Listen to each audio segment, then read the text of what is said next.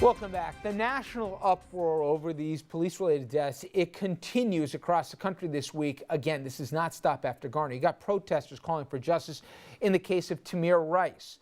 Tamir was that 12-year-old who was holding a toy gun when he was shot and killed seemingly instantly in less than 2 seconds by a police officer who rolled up. His mother wants the officer tried and convicted. Then, of course, Ferguson, Missouri, where 18-year-old Michael Brown shot and killed by Officer Darren Wilson. We all know the grand jury chose not to indict him in that case. Uproar, obviously, over the grand jury's decision not to indict NYPD officer Daniel Pantaleo in that apparent choking death of Eric Garner. He died over the summer after Pantaleo, as you know, put him in that chokehold for selling illegal cigarettes. Now, all eyes focus on Brooklyn. That's where a grand jury is set to decide whether charges will be filed against rookie cop Peter Leon, who police say accidentally shot and killed 28-year-old Akai Gurley, who while patrolling a Brooklyn housing complex. And today, Dominic sat down with the Brooklyn Borough President, Eric Adams, who is a former state senator, as well as a former police officer. Interesting perspective here, Dominic. Well, I can tell you, Richard, that the borough president is raising a lot of questions about the Eric Garner case, but also about the Gurley accidental shooting in Brooklyn. For example, Adams wants to know why it took the rookie officer 6 minutes to call the shooting in to NYPD superiors. Mr. Borough President, thank you, for joining us. Let's talk about something, Mr. Borough President, that happened over the weekend, if you will, the funeral for Mr. Gurley.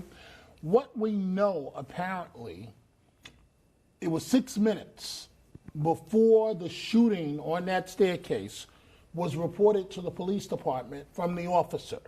In fact, what we know as of right now, it was someone that had called in a 911 call, and that's how the department was actually notified of this shooting. There have been reports that the officer was instead, in that 6 minute time period, texting his union rep. What's your reaction to that? First of all, that's a game changer. For him to spend 6 minutes of not getting emergency medical attention to the person who was injured based on his actions, both actions. Now we're really taking it outside of the conversation, is the shooter incorrect? We may be talking about the implication of both the shooter and his partner. They both have an obligation to administer immediate first aid and call for immediate attention via EMS or other healthcare or medical assistant. To take that time, 6 minutes, that is a lifetime when an officer is wrestling with a perpetrator, and it's a lifetime when a person is recovering from an injury that he sustained from a police officer. I will hope that this information is incorrect. If he took 6 minutes to communicate with a union rep, and that union rep didn't tell him, immediately stop what you're doing and get this person first aid, if that didn't happen, that's a major problem. You can give us a perspective that very few people can. You spent more than 20 years of your life on the front line as a police officer in New York City.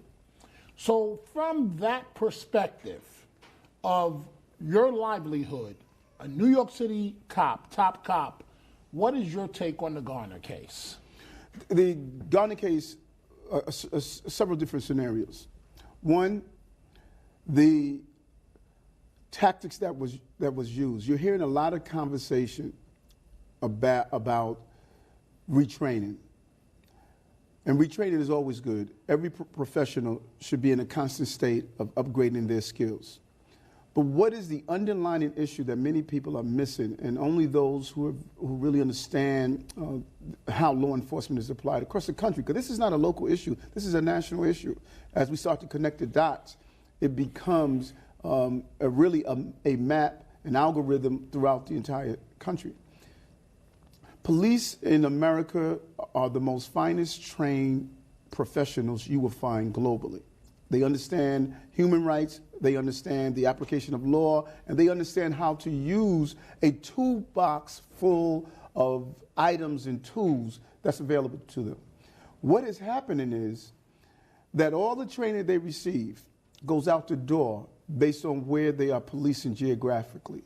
So the training we're using on Park Avenue in Manhattan is not the same training we're using on Park Slope or Park Place in Brooklyn. That is the underlying problem. They're using only one tool. They're using only the hammer when they patrol the hood. They're using everything when they patrol other parts of the city. So you get a scenario with a man potentially selling loosies. We really don't know if he was or not. We don't know after doing a search of the person's body, which is required by the police department, if there were any loosies on his person. We don't know if, in fact, any type of offense took place.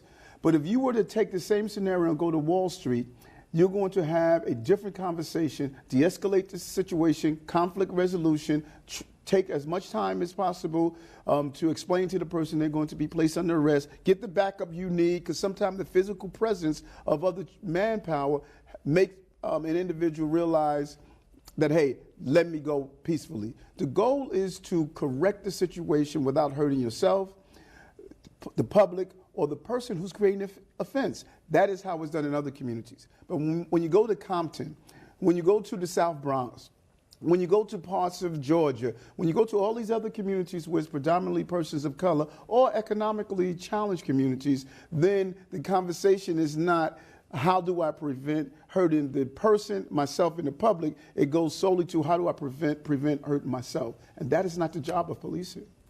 When you saw the video, did it shock you, the Garner video? Yes, it did, because as I saw the issue unravel based on the video, and people talk about, well, you need different angles. You don't need different angles. It's clear. It's right in front of you. When I saw that, I'm saying to myself, one, why aren't they continuing the conversation? Why aren't they explaining to this individual? He was passively resistant. He was not aggressively resistant. And when someone is passively resistant, as we see all these demonstrators are passively resistant as they lay down on the floor. We don't go and choke them out. No, we have a conversation. You have time to move. We give them warnings. There's a process to the point of placing your hand on someone. I saw a person saying, why are you bothering me? Why am I being under arrest? Instead of a conversation, we went from 0 to 100 in the use of force, and we didn't even attempt to use non-lethal force like a taser, a stun gun, or some of the other items we have in our tool chest that we would use in other communities. And so as I saw that, that was the first mistake, that there wasn't a continuing dialogue and conversation to de-escalate the situation, a level-headed person, a supervisor coming on the scene, like I've done countless number of times before, to come in and de-escalate. I'm the professional. I'm going to talk this person down. That's the greatest skill, not how strong your muscles are, but how tender your interaction is, that you can make a person come without going through force. The second thing is, after you're bringing him down, who's watching this situation? Everyone can't be caught up in the apprehension that no one is monitoring and make sure that no one is being injured or doing anything that goes over the top. I can't breathe. I can't breathe. Right away, a supervisor is supposed to make the determination that, hold on, what are we doing? Let's readjust. Let's make sure that this person could breathe. It wasn't as though there was a fight. If someone is fighting with an officer, swinging, kicking, trying to hurt the officer, you have to take whatever necessary restraint possible to subdue him. But once you have a passive resistor and he's letting you know he can't breathe, you got to take a step back. You can't be so caught up in the moment that this guy didn't respond to me immediately, that now I'm going to show him. That's not policing. This is not a barroom brawl. This is about making sure everyone goes home safely.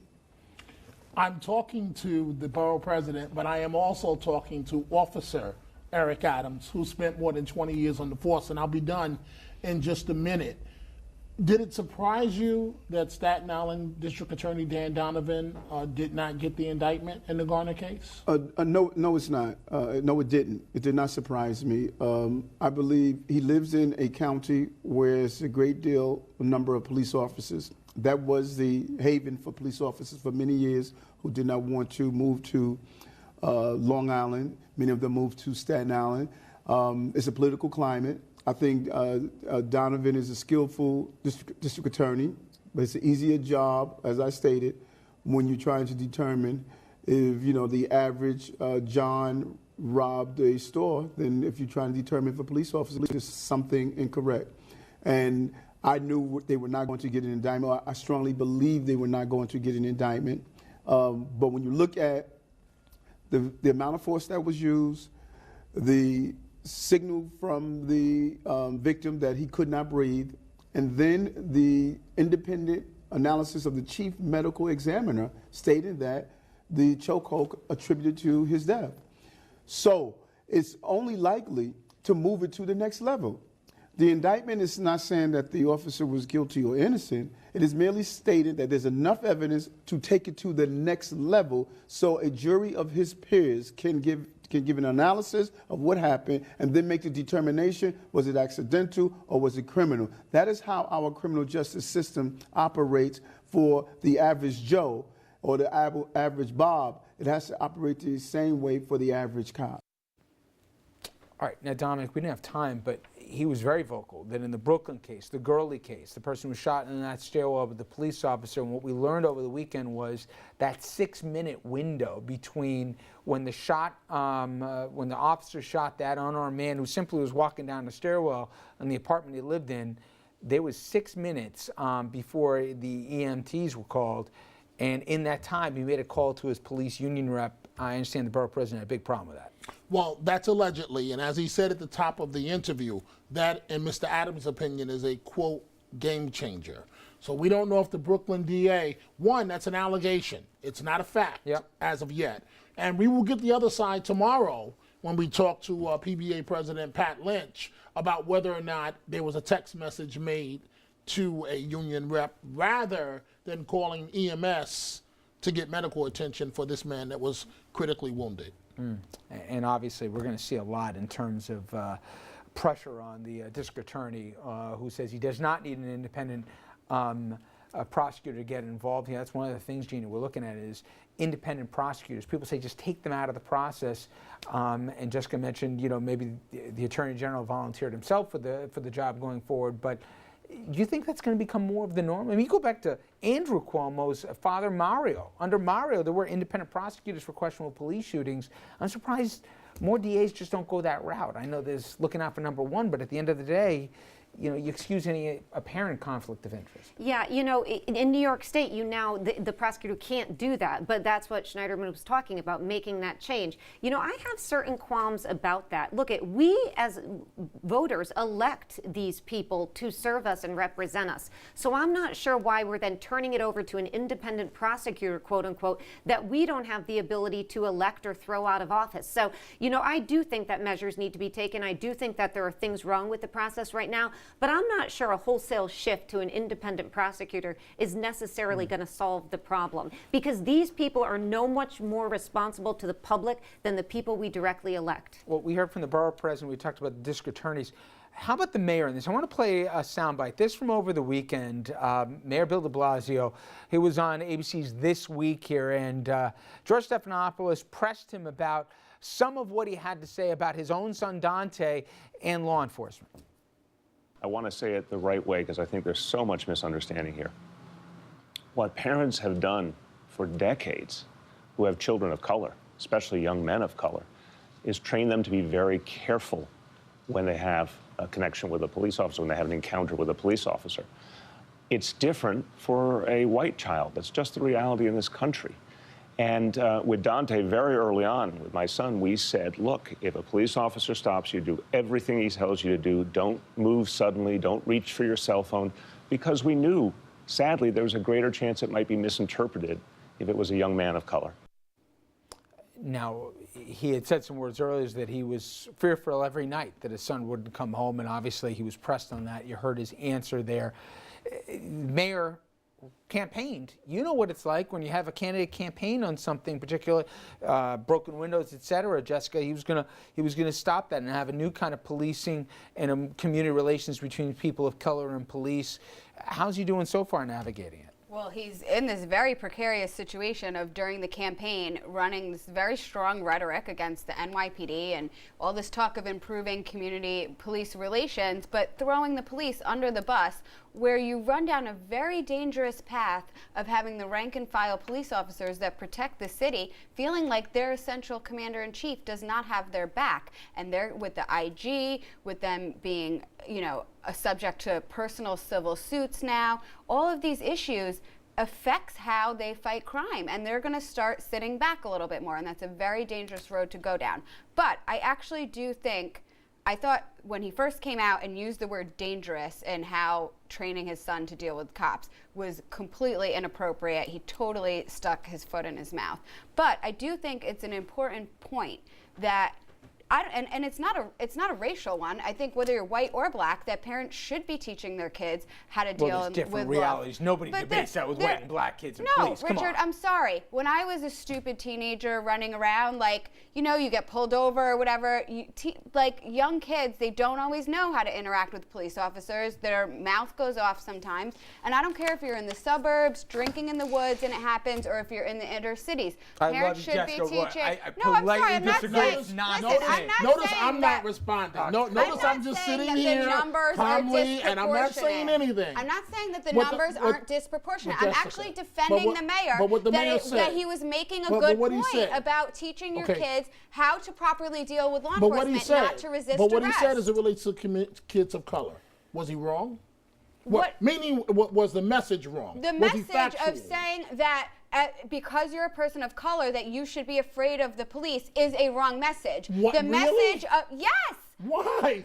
So Why? every cop is racist? No, Give me I a didn't break. say- Even I didn't say every cop is Eric racist. Garner's I didn't say- widow no. went on TV yesterday Okay. and said this is not a racial issue. It is not a white-black issue. Jessica, we both know that Mrs. Garner is about to have a major civil suit with the city of New York, and she knows that the mayor is going to agree to the settlement, so she's not going to rock the boat. It's as simple as that. Okay, well, there's a lot of people that feel that way, Dominic. And to say that just because you're a young man of color that you should be afraid of the cops, I think is completely irresponsible. We have a history of several hundred years where young men of color better be afraid of the police. And you also have a history of cops saving young black men's lives, and I you agree cannot with you. dismiss that. I agree with you. I agree with you on that. What would you have had the mayor say following the Garner decision, and when he inevitably got the question about his son, considering that I think you can say, look, we had this conversation with them, and you might find yourself in a situation where you might not be doing anything wrong, where you're questioned by police,